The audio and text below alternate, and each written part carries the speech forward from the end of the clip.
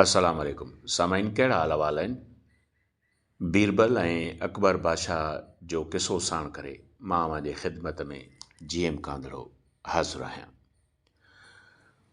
उनवान आहे खंडु ऐं वारीअ खे जुदा करणु। हिकु ॾींहुं बादशाह जो हिकु दरबारी हथ में शीशे जी बरनी खणी आयो त बादशाह उन खां सुवालु कयो, हिन में छा आहे?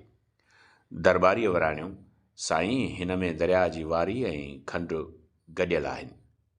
बादशाह पुछियो त उहा छो खणी आयो आहीं?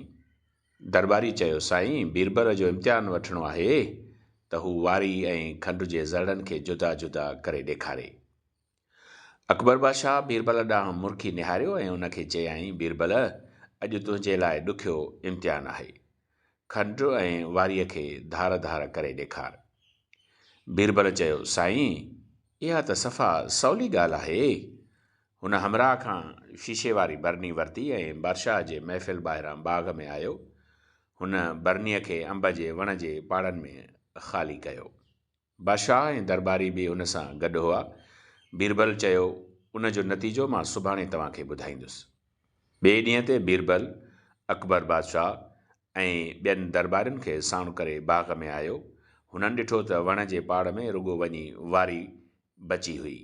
बाक़ी खंडु जा समूरा दाणा, केवलियूं ऐं माकोड़ा खणी विया हुआ। सभिनी हैरत मां चयो, अड़े, खंडु केॾांहुं वई?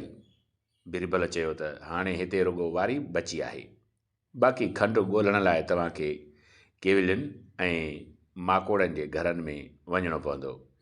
बीरबल जी अकुलमंदी ॾिसी सभई टहिक ॾेई खिलण लॻा।